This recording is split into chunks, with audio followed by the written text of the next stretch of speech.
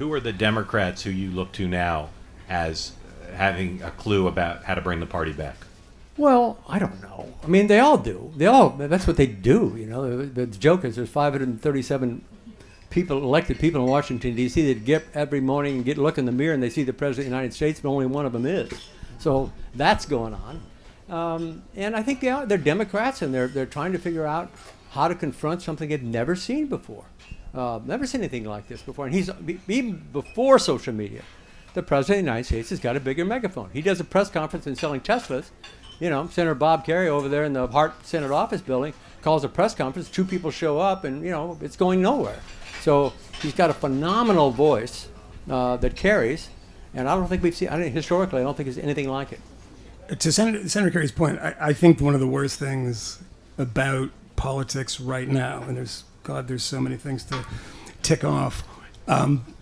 But the top for me is the rise and acceptance of conspiracy culture. Yeah. The fact that it is everywhere. I mean, Table 17, Noam and I have had many conversations about this here. And when it comes to conspiracy theories, by the way, it only takes about a half a click till you get to the Jews, right?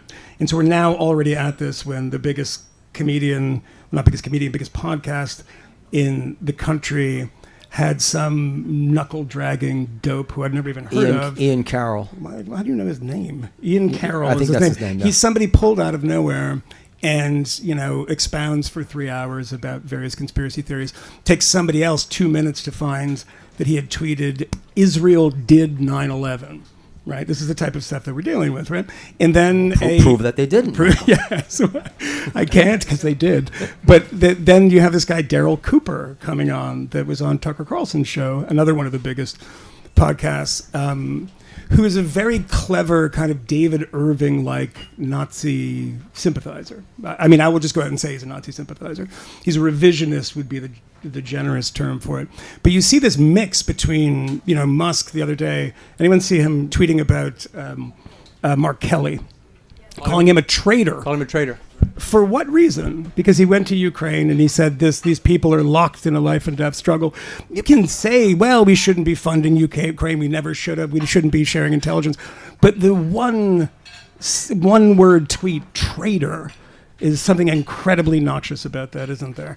And then through all of this stuff, and the conspiracy theories from that thing today that, you know, my car dealerships are being attacked by a Democratic NGO, there's a point at which Steve Bannon called flood the zone with bullshit, that there's so much bullshit that you don't fact check anymore and you can't fact check. There's just too much. What are you going to do? You spend your whole day 4 Pinocchios, 2 Pinocchios. Nobody gave a shit about the Pinocchios. It's true, but you know, we were burning women as witches when the country was founded. So yeah. It's not like you have to go back very far to find bad behavior in the U.S. of A. So I think there's no question it's a lot easier to organize a conspiracy than it used to be. There's no question that, you know, you say that when he said the word traitor, he's going to get a lot of traffic saying the word traitor.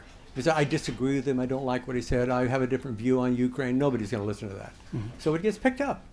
But I do think I don't think it's that difficult to sort through the mess. But if you're looking for, I repeat it, if you're looking for somebody to blame, I think you're always going to find a dead end, a very unhappy dead end. I think one of the things that is the kind of amorphous conspiracy theory. We were talking to a friend of ours the other night who's an economist and one of the most notable American economists. And I was talking to him about this when we were talking about tariffs. And if there's one thing that almost every economist, left, right, and center, agrees on, that, you know, on net, globalization and free trade is good. There's a lot of negative aspects to it, but on net. Your namesake supported tariffs. I'm not related to him. I pretend when I walk by the station that I was, but I'm not really related to him. But when he said the same thing about you, by the way, when he was alive. He pointed that out. When I say to people that, you know, every economist thinks that, you know, tariffs, these are attacks on the American people. Now the response is uniform. And what is that uniform response? You trust the experts? You see what they did to us during COVID? This kind of thing I come across constantly. Every expert is to be questioned. Everybody, doctors, economists, etc., they've all gotten it wrong, and we're in this terrible shape because of them. And I actually don't think we're in terrible shape. I think it's getting worse, but I don't think we're in terrible shape.